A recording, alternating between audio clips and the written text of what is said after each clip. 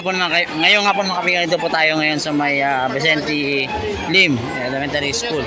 So nandito si Kong Ernix Junicio at nagbigay ng tulong sa ating mga kababayan na nasunugan doon po sa may Aroma, sa may Tondo, Manila, sa barangay 105. So ayan, nakita niyo po si Kong Ernix Junicio. Uy! Nandito pala si Idol. Uy. Saan ba magkikibaan? Akala ko nasa Boracay ka. Lolo, tapos na. Oo. Dito muna ako.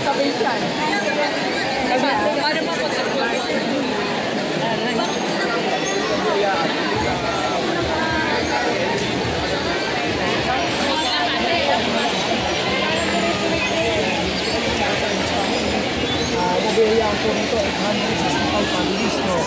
Ganun din po itong pamimigay ngayon ng DSWD ng National Secretary Secretarial na tag 15,109 pesos bawat isang pamilya. May butang na 109. Kamusta alagay itong mga pamilyang natulogan na? Alagang-alaga naman po sila sa apat na evacuation area natin. Katunayan na itong Vicente Lim, isa po sa pinakamalaki evacuation. Nagpakain po ang lokal na pamahalaan sa loob ng 5 araw ng full meal at nagbigay din po kami ng mga food box para sa kanila. So, sir, ilan po yung na-affected talaga? 865 families. Okay. Sir, may ilang araw sila rito na lalagay. So, wala pa tayong mga... Nagsimula, siguro mga 4 na araw na po sila. Wala naman po nga nagkakasakit o medyo hindi magandang mangyayari. Maayos naman po kalagayan nila. Ano sabi po ng LGU? Ano plano sa mga sinudan? Una po, siyempre, base po sa statement kanina ni Congressman Ernix Junicio, makikipag-coordinate po tayo sa DSUD.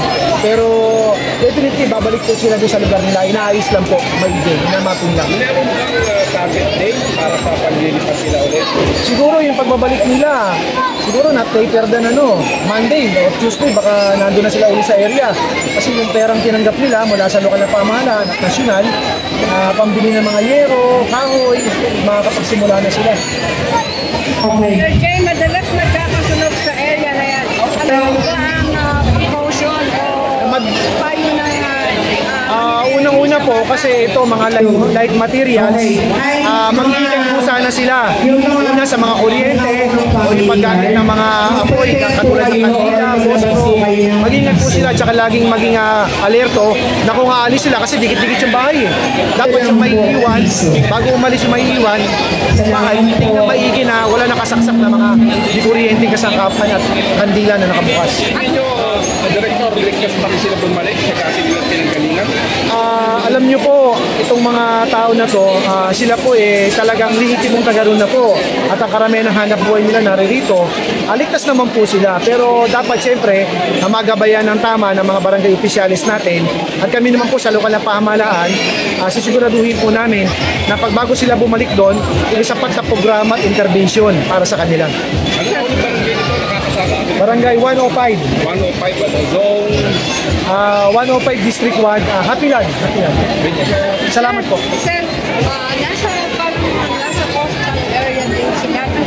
Coastal po. Wala kang plano. Yun na i-reserve.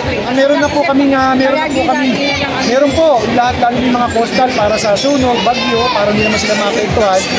Meron po kami pakikipag-usap na ngayon sa DSUD. Manila Department of Social Welfare, nakikipag-ugnayan na po kami sa DSUD. Kasama po namin ang aming urban settlement office. Meron po. At malagay naman sila sa magandang lugar. Ating delikado. So, nakita na kayo. Nanay Lucita, nandito na si Nanay Erlinda. Nasa unahan. So nasa 800 plus families na ito. Ito yung pinatahan po ni Yorme Isko. At nagpaabot na rin ng tulong ang ating local government dito. So ngayon ang gumagalaw ngayon ay national government at nakipagtulungan pa yung local government. Kasama po yung ating DSWD especially. So ayan po si Congressman Ernix Junicio.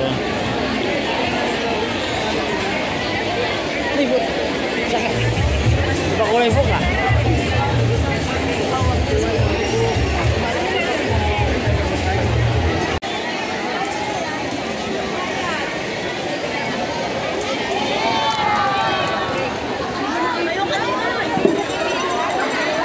Ito pala kayo.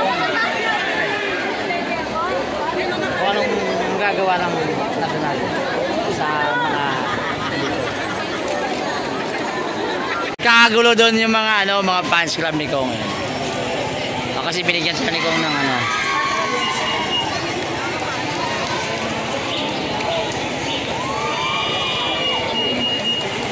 Si Wilma Dasin ba yun? Ano ba? Ako kala ko si Wilma Dasin. Si nanay talaga. Akala ko si Wilma Dasin nandyan. Yung mga karpex. Tumakam sa rin. Ay, pinapatawa ko lang kayo.